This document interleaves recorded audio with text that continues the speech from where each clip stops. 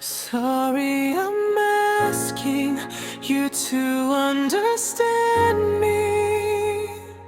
Please listen to me.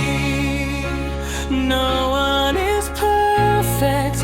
I'm sorry, Rachel. I'm so sorry.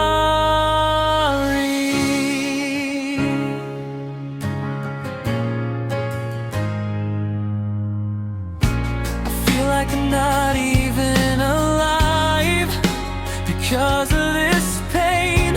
It feels like I could collapse since you've rejected me. I feel like I have nothing left. Place your hand on my chest and feel how my heart beats. It's a heart that deserves forgiveness. My heart is open.